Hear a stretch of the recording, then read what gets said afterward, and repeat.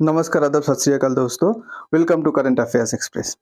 Guys, हम सब लोग को पता था कि ऑलरेडी पता है कि इंडिया और पाकिस्तान के बीच जो टेंशन चल रहा है, अब उसके पीछे एक बहुत ही अजीब-सा रीज़न था कि अचानक एक दिन इवनिंग को डिक्लेयर होता है, डोनाल्ड ट्रम्प ने ट्रम्प करता है कि सीज़ फायर डिक्लेयर हो गया।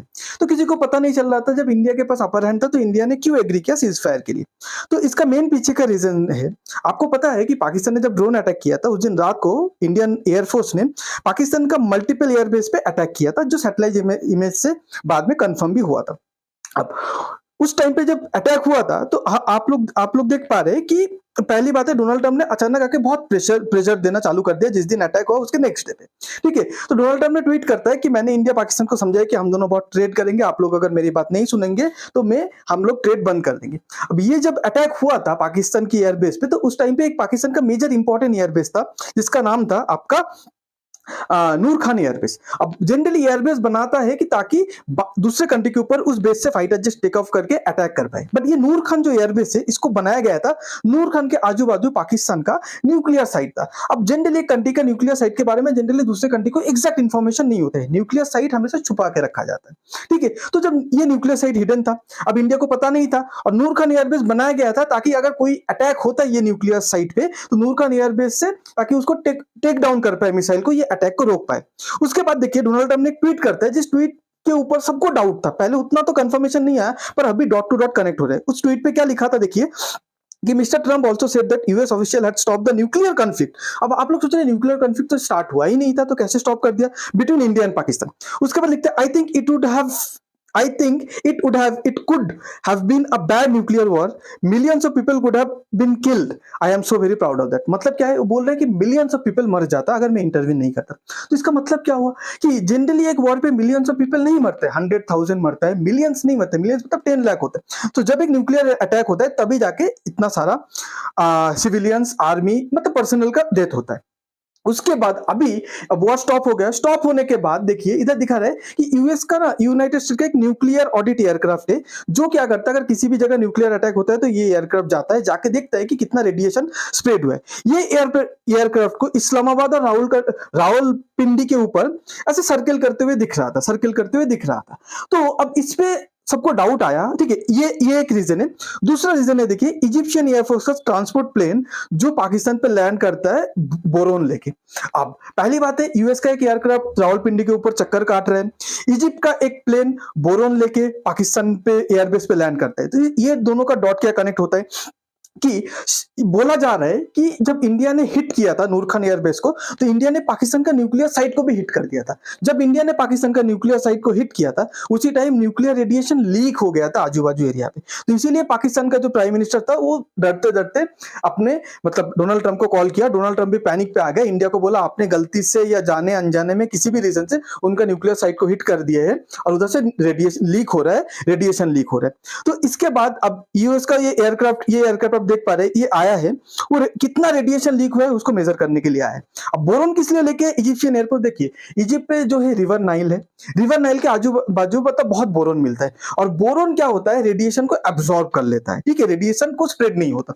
अब ये रेडिएशन स्प्रेड होगा तो क्या होगा, मतलब डैमेज हो जाएगा इंसान को, कैंसर हो जाएगा, जनरेशन आफ्टर जनरेशन खत्म हो जाएगा। ओके, नाउ उसके बाद आप इस पे देखिए कि जैसे ये सीज फायर के लिए क्या हुआ, पाकिस्तान पूरे दुनिया के पास गया। जैसे इंडिया ने नूर खान एयरबेस को हिट किया, पाकिस्तान को पता चला न्यूक्लियर साइट हिट हो गया, पाकिस्तान ने पूरे दुनिया से भीख मांगने लगा, सीज फायर कराओ। फाइनली डोनाल्ड ट्रम्प आके सीज फायर कराते हैं। ठीक है, अब सेकंड पॉइंट है, अब पता है पाकिस्तान के वार पे चाइना ने उसको PL-15 मिसाइल दिया था। हम सब लोग को पता है best air to air missile है आपका मीटियर मिसाइल, जो यूरोप ने बनाया।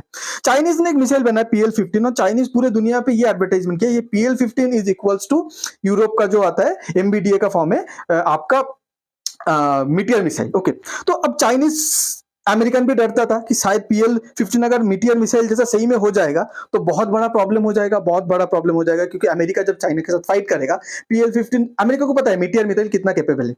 अगर PL-15 मीटियर मिसाइल के जगह मतलब मीटियर जो मिसाइल है उसके लेवल का अगर डेंजरस हुआ तो अमेरिकन जेट को इजीली टेक डाउन कर सकते हैं।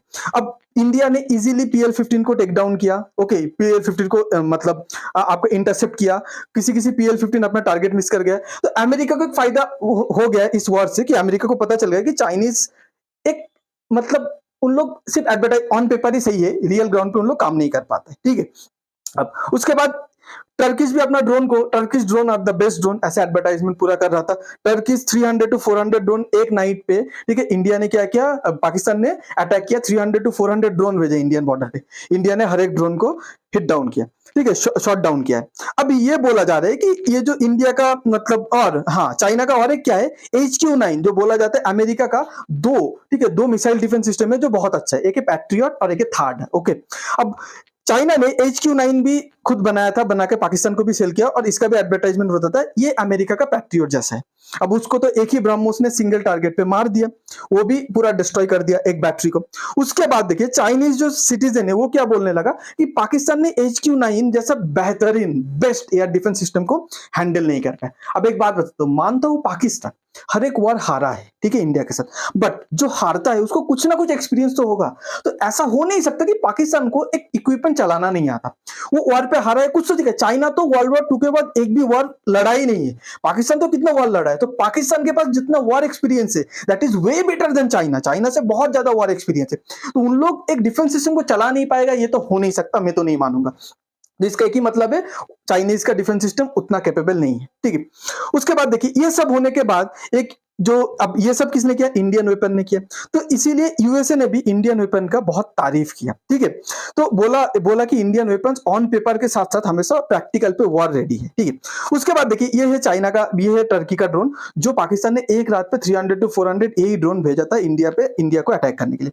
अब सबको ही बोल रहा है कि ये ड्रोन को S-400 ने मार गिराया, तो इंडियन डिफेंस सिस्टम कैसे मारा S-400, तो रशिया के, मैं मानता हूँ S-400 रशिया का है, बट टेक्निकली S-400 इसको नहीं मार गिराया। इसका मैं एक प्रूफ दिखाता हूँ, ओके। देखिए ये जो चाइनीज जो ड्रोन है उसका पर हर एक ड्रोन का जो बेस एकदम बेस वेरिएंट है उसका प्राइस कितना है, $24,000 पर यूनिट, ठीक है। अब आप मानिए वो बेस वेरिएंट तो पाकिस्तान ने नहीं खरीदा होगा, मीडियम वेरिएंट खरीदा होगा, उसका मानता हूं उसका प्राइस है $30,000 टू $35,000 पर यूनिट। अब देखिए एक $30,000 टू $35,000 पर यूनिट वाला ड्रोन पाकिस्तान ने इंडिया के साइड भेजा। अब इंडिया अगर S-400 यूज करता है तो S-400 का एक मिसाइल का कॉस्ट है 2.5 टू 8.3 करोड़, मैं एक का बीच का वैल्यू लेता हूं 4 करोड़। अब बोलिए इंडिया इतना बेवकूफ तो है नहीं कि एक 24,000 टू $35,000 ड्रोन के लिए इंडिया एक मतलब 3 लाख, ओके, $3 लाख का मिसाइल यूज करेगा। मतलब आप 10 रुपए का एक चीज है उसको डिस्ट्रॉय करने के लिए आप एक चीज भेज रहे हैं जिसका प्राइस है 500 रुपीज, ऐसा तो हो नहीं सकता, ठीक है। तो इसीलिए इंडिया का BEL डिफेंस ने, इंडिया का एक गन था L-70 गन, इसको BEL भारत इलेक्ट्रॉनिक्स लिमिटेड ने इसको अपग्रेड किया कुछ ही दिन पहले, और ये गन का ही प्राइस है $60,000। तो इसका जो भी बुलेट या आर्मामेंट्स आता है, ठीक है, उसका प्राइस बहुत कम होगा। तो L-70 एक्चुअली यूज हुआ है वो ड्रोन को शूट डाउन करने के लिए। इसका मैं एक वीडियो भी दिखाऊंगा, ये वीडियो पे आप देख सकते हैं कि ये इंडिया का L-70 कैसे एक ड्रोन को शूट डाउन कर सकता है।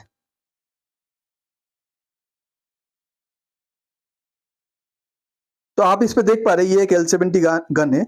एक ड्रोन ऐसे छोटा टारगेट जब आता है इसको बहुत देखिए तो आपको दिखाई देगा कि कैसे शूट डाउन किया है। तो अब इसी चीज से हम लोग इंडिया का जो डिफेंस प्रोडक्ट है उसका डिमांड इन फ्यूचर बहुत बढ़ने वाला है, ठीक है। और चाइनीज का जो भी मार्केटिंग था वो सब फुस हो गया, वो सब बेकार हो गया, ठीक है। तो अभी इसी सिलसिले पे हम लोग को पता चलता है कि इंडिया का डिफेंस प्रोडक्ट सिर्फ ऑन पेपर नहीं, ऑन ग्राउंड भी कितना ज्यादा कैपेबल है, okay. Guys thank you for your precious time. अगर आपको ये वीडियो अच्छा लगता है तो please like share and subscribe.